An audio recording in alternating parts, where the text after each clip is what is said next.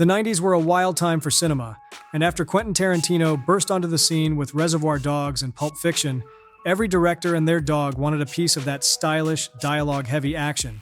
But not everyone can be Tarantino, and these 10 movies are proof that imitation is not always the sincerest form of flattery. Tarantino knows how to make killers cool while still giving them depth, but the Boondock Saints director skips the nuance altogether. Instead, he glorifies his twin brother protagonists with hero shots that turn their violent spree through Boston into a cinematic spectacle. The movie's over-the-top style explains its cult following, especially in the scenes featuring Willem Dafoe's unhinged FBI agent. But the relentless pace and unceasing adoration for its anti-heroes make the Boondock Saints feel exhausting well before the credits roll. Before becoming Tom Cruise's go-to director, Christopher McQuarrie tried his hand at something darker with The Way of the Gun. Fresh off his success with The Usual Suspects, McQuarrie wrote and directed this gritty film starring Benicio del Toro and Ryan Philippe. The movie kicks off with Tarantino-esque banter and a dose of shocking violence, but it quickly loses its charm as the tone shifts from clever to downright heavy. Ultimately, The Way of the Gun is more of a grim slog than the slick action McQuarrie's now famous for. Eight Heads in a Duffel Bag gets one thing right, a title you won't forget.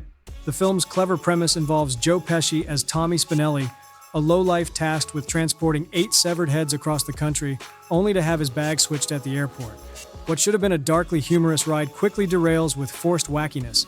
The performances lean too heavily into broad comedy, and David Spade's appearance doesn't help. Freeway opens with wolf illustrations chasing scantily clad women, signaling that this is not your typical fairy tale. It's Little Red Riding Hood with a sharp edge. While no one really asked for an edgy take on the classic story, Freeway somehow works, mostly due to its strong cast. The film stars Reese Witherspoon as an illiterate teen targeted by a serial killer, played by Kiefer Sutherland. Despite a script that's more Rob Zombie than Tarantino, Witherspoon and Sutherland, along with a solid supporting cast, managed to elevate the material to something watchable. Kiefer Sutherland's directorial debut doesn't start like your typical Tarantino-esque film. It opens with Raymond leaving prison to reunite with his love, Addie, all set to gentle folk music. But don't be fooled, the film soon erupts into hyper-violence whenever Raymond teams up with his volatile buddy Curtis, played by Sutherland. Sutherland tries to juggle the chaos with the central love story, but the tones never quite mesh. Despite strong performances, the film ends up feeling disjointed. Things to Do in Denver When You're Dead aims for that post-Tarantino cool factor, but ends up somewhere between homage and parody. The film follows Jimmy the Saint, Andy Garcia, and his band of misfit criminals as they navigate a plot that's as quirky as it is dark. Scott Rosenberg's script leans heavily into idiosyncratic dialogue, while director Gary Fleeter brings a gothic visual style that clashes with the film's attempts at serious coolness. The mishmash of styles somehow works, not because it achieves said coolness, but because it feels like a tongue-in-cheek parody of the post-Tarantino wave. By the time U-Turn hit theaters, Oliver Stone was already a seasoned director with over 2 decades in the game, more of an influence on Tarantino than a filmmaker riding his coattails. The film, however, has more in common with Natural Born Killers than with Stone's other works from that era, placing it squarely in the post-Pulp Fiction category.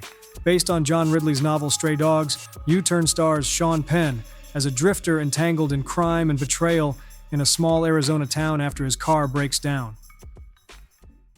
Guy Ritchie isn't just borrowing from Tarantino. He's also riffing on fellow Englishman Danny Boyle, whose debut Shallow Grave also released in 1994. In Lock, Stock, and Two Smoking Barrels, Ritchie digs into the British underworld, portraying baddies played by Jason Statham and Vinnie Jones with oodles of slick style. This movie is a cut above most of the Tarantino copies, thanks to Ritchie's over-the-top style and his gang of Cockney crooks. It wouldn't be accurate to call Get Shorty a full Tarantino ripoff, as it comes from director Barry Sonnenfeld, who already served as the cinematographer for the first few Coen Brothers movies and made the successful Addams Family films. However, it's hard to believe that Tarantino's success didn't help get a green light for Get Shorty, a Hollywood satire starring John Travolta as a gangster and Gene Hackman as a movie producer. The film that follows has lots of crime, violence, and wit, but Sonnenfeld's whiz-bang direction makes it stand out from others on this list. In the opening of Grosse Pointe Blank, hitman Martin Blank, John Cusack, dressed in black, argues with his handler, Marcella, Joan Cusack, about his existential crisis and his upcoming high school reunion while assassinating a target, all set to the ironic tones of "I Can See Clearly Now." In other words, it sounds like the worst possible Pulp Fiction knockoff. But somehow director George Armitage crafts a movie funny and moving and, believe it or not, real.